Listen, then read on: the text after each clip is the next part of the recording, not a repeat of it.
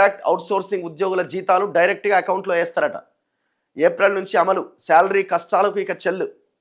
ఐఎఫ్ఎంఎస్లో ప్రత్యేక ఆప్షన్ లేదా ప్రత్యేక పోర్టల్ కసరత్తు చేస్తున్న ఆర్థిక శాఖ. ఇప్పటికే శాఖల వారీగా ఆధార్, బ్యాంక్ అకౌంట్లతో లింకు. ఇన్నాళ్ళు హెచ్ఓడి ఏజెన్సీల అకౌంట్స్లో వేసేవాళ్ళట. దీంతో అడ్డగోలు అక్రమాలు జరుగుతున్నాయి. రాష్ట్ర వ్యాప్తంగా 5 లక్షల దాకా కాంట్రాక్ట్ అవుట్సోర్సింగ్ ఉద్యోగులు ఉన్నారు. అంటే ఇప్పుడు ఏజెన్సీలను తీసేసే ప్రయత్నం ఇది లేదు. ఏజెన్సీలు అట్లనే ఉంటాయి, కానీ జీతాలు మాత్రం వాళ్ళ అకౌంట్లో వేస్తామంటున్నారా? ఒకవేళ ఏజెన్సీలు అట్లాగే ఉంటే జీతాలు ఏజెన్సీకి ఇవ్వాల్సి వస్తుంది చట్ట ప్రకారంగా. అకౌంట్ ఎట్లా వేస్తావు? ఎట్లా పాసిబుల్ అవుతుంది? ఎప్పుడు పాసిబుల్ అవుతుంది? ఒక ప్రత్యేక కార్పొరేషన్ పెట్టి ఆ ఏజెన్సీలు రద్దు చేసి ఆ కార్పొరేషన్ పరిధిలోకి ఈ ఉద్యోగులందరినీ తీసుకురావాలి. ఆంధ్రప్రదేశ్లో అదే చేస్తున్నారు. మరి ఇప్పుడు ఎట్లా ఇది? ఇప్పుడు ఒకవేళ నువ్వు ఏజెన్సీలకి డబ్బులు ఇవ్వకుండా నువ్వు డైరెక్ట్ అకౌంట్లో వేస్తే ఏజెన్సీలు కోర్టుకు పోతాయి కదా. వాళ్ళతో చేసుకున్న ఒప్పందాలు ఏంది? ఎంప్లాయీస్ని ఎవరు రిక్రూట్ చేస్తున్నారు? ఏజెన్సీలు రిక్రూట్ చేస్తున్నాయి.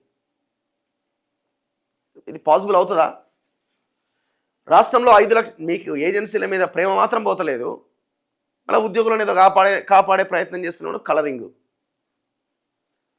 రాష్ట్రంలో 5 లక్షల మందికి పైగా ఉన్న కాంట్రాక్ట్ అవుట్సోర్సింగ్ ఉద్యోగుల శాలరీ కష్టాలకు సర్కార్ చెక్ పెట్టబోతున్నది. ఏప్రిల్ నుంచి నేరుగా వారి బ్యాంకు ఖాతాల్లోనే జీతాలు జమ చేయబోతున్నది. ప్రస్తుతం ప్రభుత్వ ఉద్యోగులకి ఇంటిగ్రేటెడ్ ఫైనాన్షియల్ మేనేజ్మెంట్ సిస్టమ్ ప్రస్తుతం ప్రభుత్వ ఉద్యోగులకు ఇంటిగ్రేటెడ్ ఫైనాన్షియల్ మేనేజ్మెంట్ సిస్టమ్ విధానంలో జీతాలు సర్కారు చెల్లిస్తున్నది.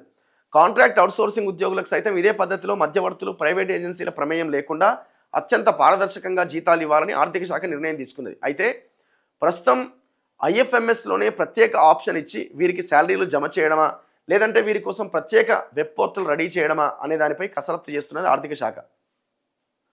ఇప్పటి వరకు కాంట్రాక్ట్ అవుట్సోర్సింగ్ ఉద్యోగుల జీతాలను వారి హెచ్ఓడీలు లేదంటే ఏజెన్సీలకే సర్కారు ఇస్తున్నది.